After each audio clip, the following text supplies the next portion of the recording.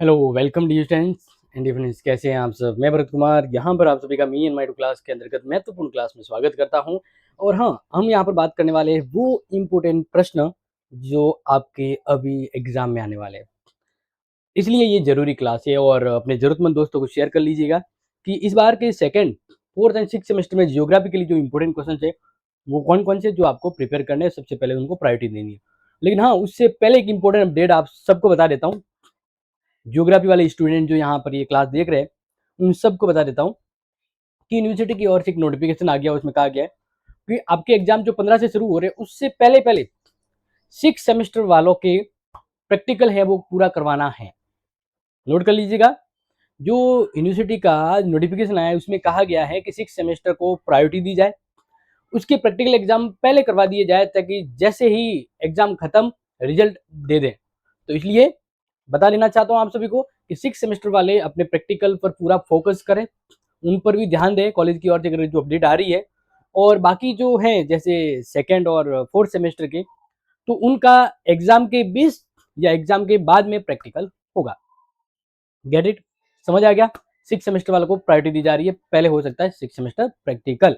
Okay, तो अब शुरुआत करते हैं अपने इंपॉर्टेंट प्रश्न पर। तो देखिए, तीन यहाँ पर हम बताने जा रहे हैं अलग अलग क्लास वाइज। तो सबसे पहले सेकंड सेमेस्टर के ज्योग्राफी के unit wise most important question देख लीजिए।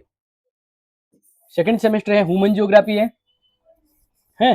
तो उसमें देखिए यूनिट फर्स्ट में जो आपको प्रश्न चार बता रहा हूँ ये तैयार कर लीजिए। आपका एग्जाम है वो इनके इर्द गिर्द ही घूमेगा, इसलिए इनको तैयार कर लेना। जैसे पहला, मानव भूगोल की परिभाषा, प्रकृति, क्षेत्र एवं सिद्धांतों के बारे में बताइए। 12 नंबर में आता है ये।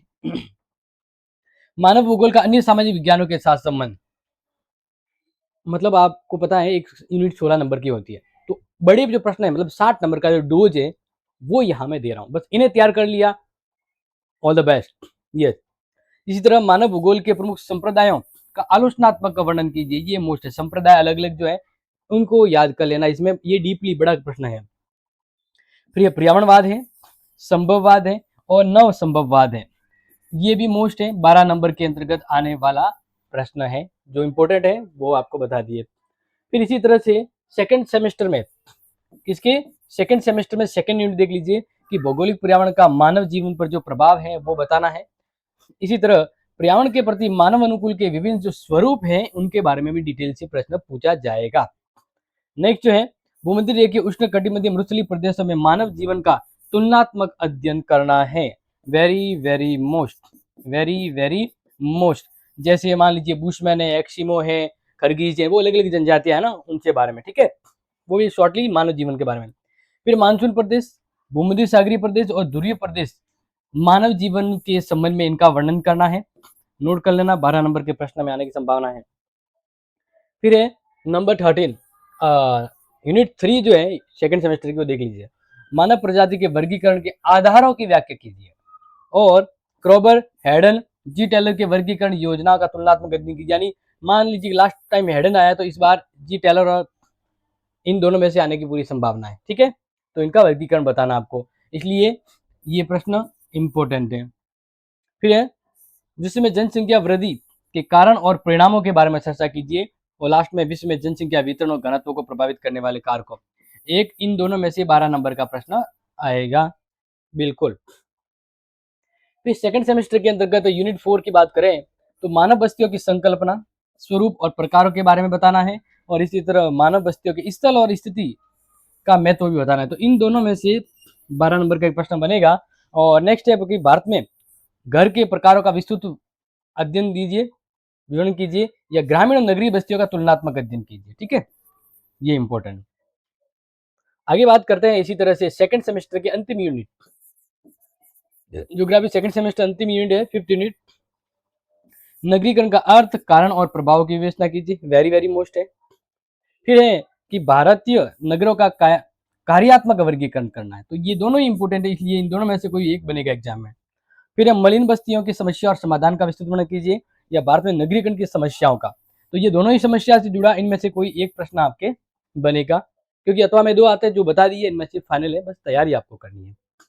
फिर है जियोग्राफी फोर्थ सेमेस्टर की जो है, ज्योग्राफी ऑफ राजस्थान, यानी ये तो बहुत ही अच्छा सिलेबस है, बहुत ही यूनिक है। तो देखिए यूनिट फर्स्ट की बात करते हैं।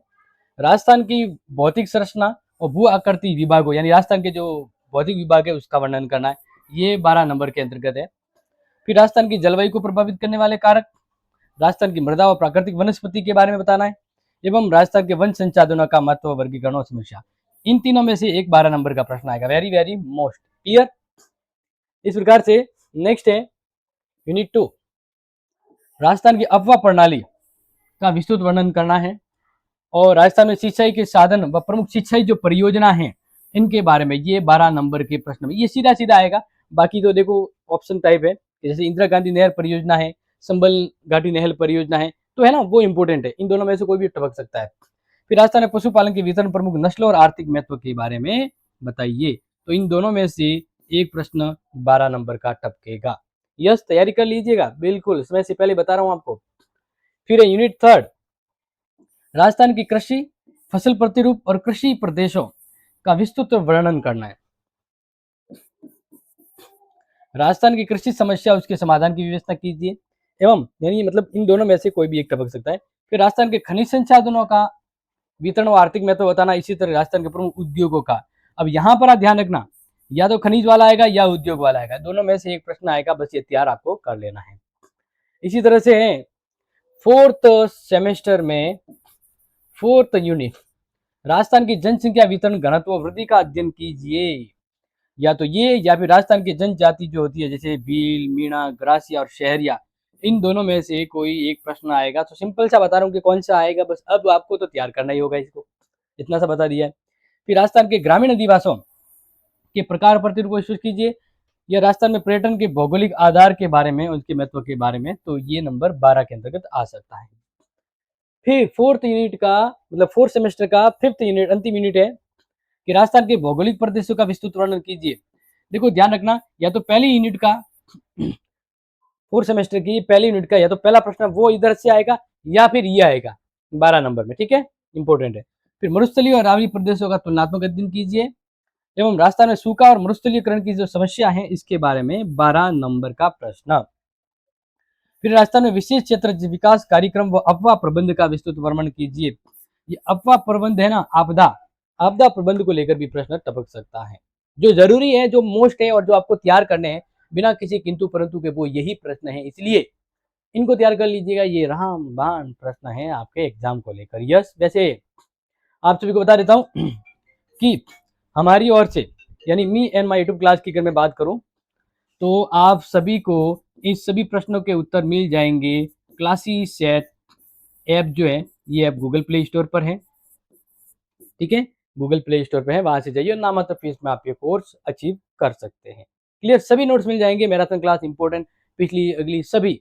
यस, और यूट्यूब पर भी क्लास अवेलेबल है लास्ट ईयर की। इसी तरह से आगे बात करते हैं। ये फोर्थ सिक्स सेमेस्टर जो है अंतिम, जो इकोनॉमिक ज्योग्राफी है आपके लिए वेरी मोस्ट।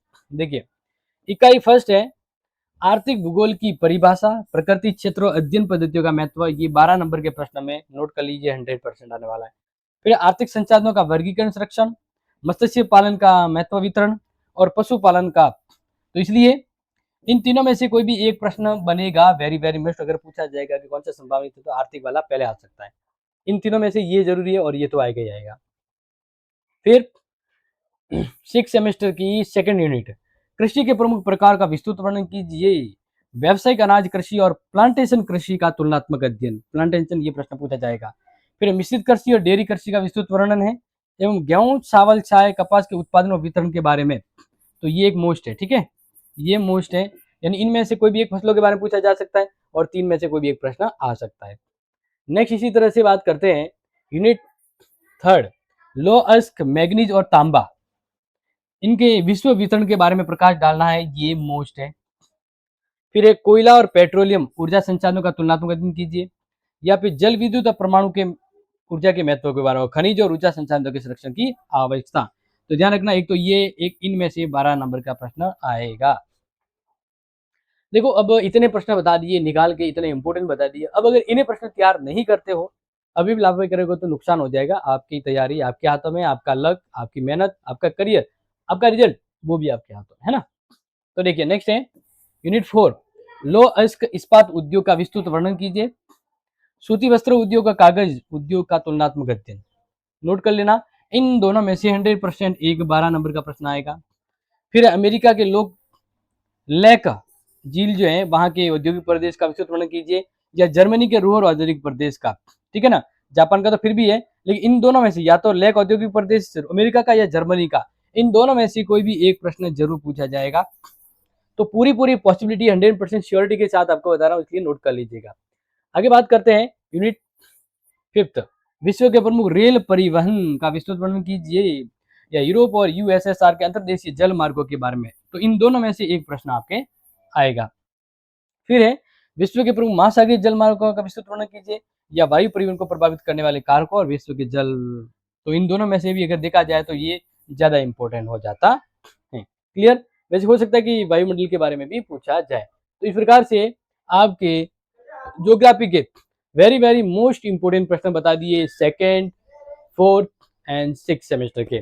और एक इंपोर्टेंट अपडेट बता दी कि 6 सेमेस्टर का प्रैक्टिकल थोड़ा पहले होने वाला है, इसलिए कॉलेज पे कांटेक्ट और ध्यान रखिएगा, और साथ ही पढ़ाई करते रहिएगा। और जो मैराथन की डिमांड कर रहे हैं तो वो आज से शुरू होने वाली है। हाँ, और इंपोर्टेंट प्रश्न, इंपोर्टेंट नोट्स क्लासेस चैट पर अवेलेबल है, अगर ऑफर चाहिए तो डिमांड कर लीजिएगा, ऑफर भी आ जाएगा। फिलहाल आप सबसे विदा लेते हैं अगली इंपोर्टेंट क्लास के लिए। टेक केयर, जय हिंद, जय भारत।